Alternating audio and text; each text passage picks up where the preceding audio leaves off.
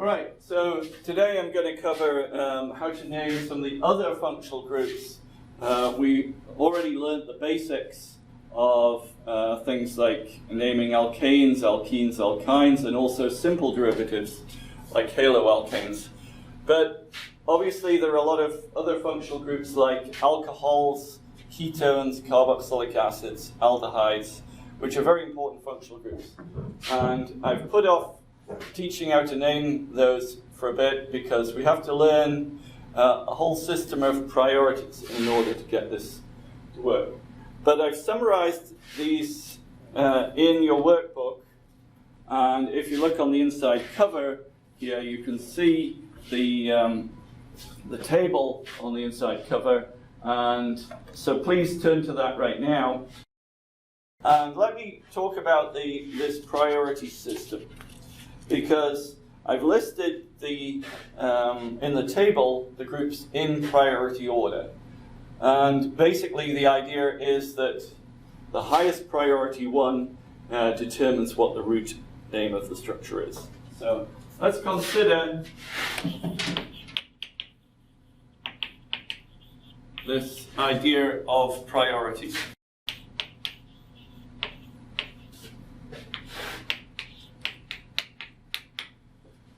So whichever is the highest priority group, that's the one that's going to appear at the end of the word, and we have a suffix like -ol for alcohol, -one for ketone, that tells us what that highest priority group is.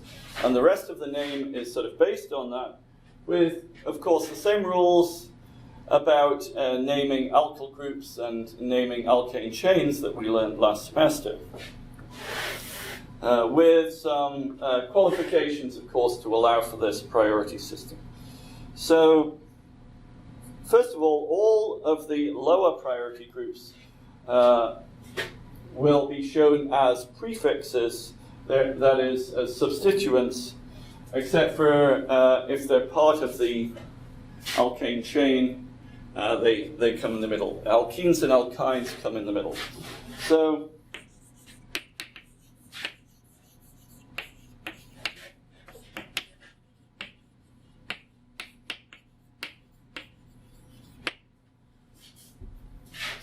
we have all of these lesser groups, prefixes, chloro, amino, and then in the middle, any alkenes, and finally at the end, the high priority group, the ketone or whatever it is.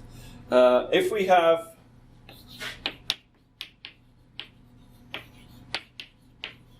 something like aminoethanol,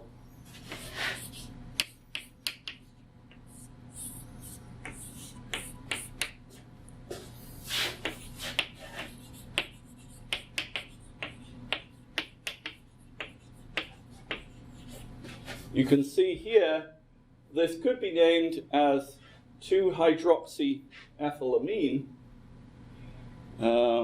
if we made the amino group the highest priority. But as you can see from your list here, the amino group is below the alcohol. So that means we put the ol part of the name at the end, and the amino as a substituent, making it a prefix in this case. Okay, here's a more complicated example.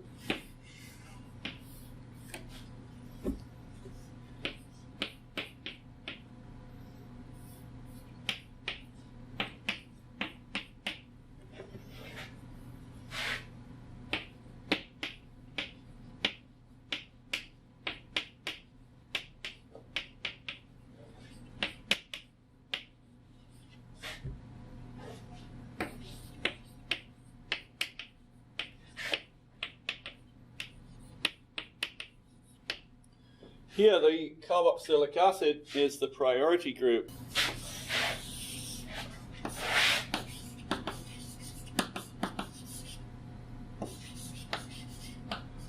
Or I should say the highest priority group. And the other two groups are listed as substituents of them, the OH and the methyl group. Now, notice that just as we did when we named alkanes and alkenes, we put all the substituents in alphabetical order. and we don't care about their priority when we're listing them as prefixes. If it's not the dominant group, then just list them alphabetically. Okay, and here's another example. And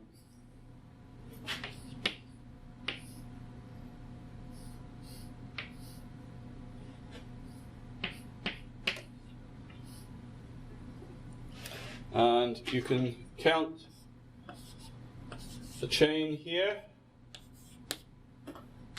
Notice we only have 5 carbons. Many of you will be tempted to count this chlorine as the 6th carbon, but it's not. So please make sure you realize it's just a pentenone. So we have 3 groups here: a chlorine, an alkene, and a ketone. The ketone, if you look on your table, the ketone is the highest priority one, so that's going to come at the end of the name.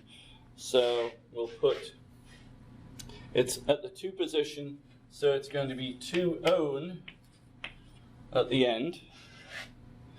Now it's a 5 carbon piece, so it's got pent in the name, but we have an alkene in the middle. And remember what I said before, alkenes and alkynes come in the middle of the name.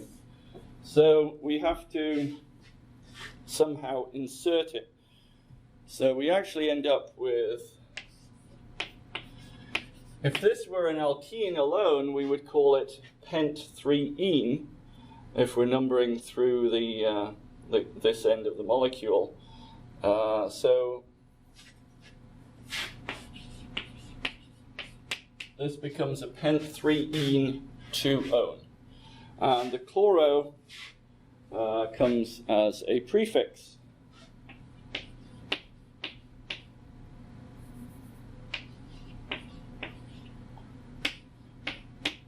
So we end up with 5-chloropent-3-ene 2-one. Now it's a minor detail, but notice that we drop the E, and that's because even though there's a number here, we imagine that the letters go all the way through, and if you're writing the word enone, you would drop the E from the end. Same applies to alkynes. And I'd like to remind you of the rules that I taught you before, which are whenever you go from letters to numbers or numbers to letters, you use a dash. You only put the commas in when you have a series of numbers. Overall, we have a type of structure for these names which goes prefixes, and then the root, and then the suffix. So the prefixes are the parts that go at the start of the word, and that's all the lower priority groups.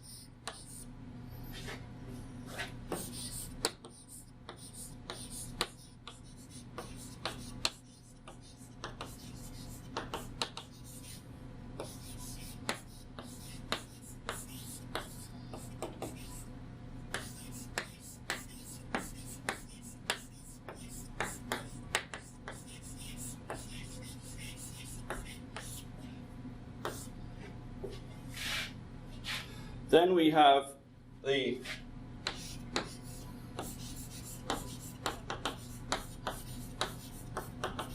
main chain. That's going to be your alkane or alkene or alkyne.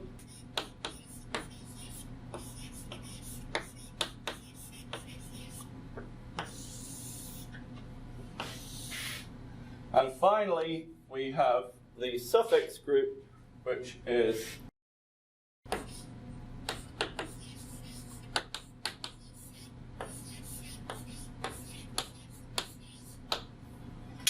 so this is your basic structure for these types of names, where you have often more than one functional group. Okay, suffixes are used for all groups higher in priority than the than the alkane, because naturally if they're higher priority than this root, the suffix is going to appear. But as we learned before, if they're lower priority groups, you just stick them as prefixes, like we did with, say, 2-chloropropane, names like that.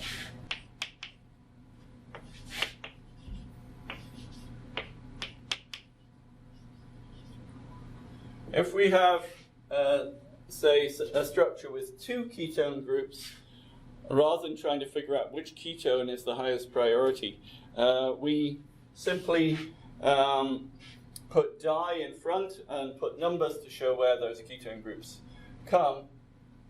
So you'd have a dione or a triol, something like that, at the end of the structure. It would be something like 2,6-dione to show that you had those 2 ketone groups. Okay, so do we have any questions? Yeah, Dr. Walker? Yeah, John, go ahead. I have a question in regard to naming the root of whenever we're given a compound. When you go about it, you had mentioned that there's the long chain, and then there are substituent groups. And when we're determining the name of the compound, how do we go about knowing what takes priority? So the longest chain, or the groups that are attached? That's a very good question. Yeah. So I taught you last semester that for alkanes you name according to the longest chain or the largest ring. But once you introduce functional groups that are the high priority groups, they actually do take precedence over the longest chain. So let me give you an example of that.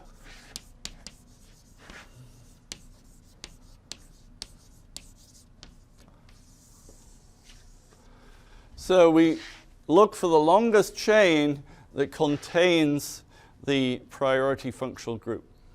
So for example, and that may not always be the longest overall.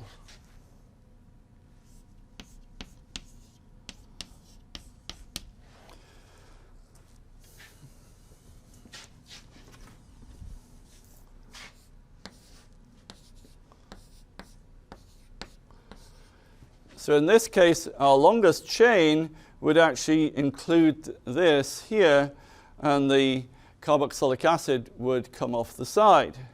That would be a 7-carbon chain, but in fact we name this based on a 6-carbon chain root, because the carboxylic acid has to appear in the root.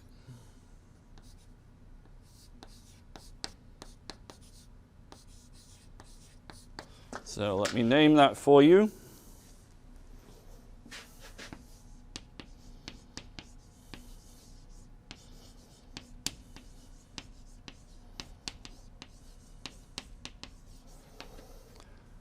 Ethyl hexanoic acid, and in fact some of you may be using this in a week or two in lab because we're using it for one of the unknowns for making esters.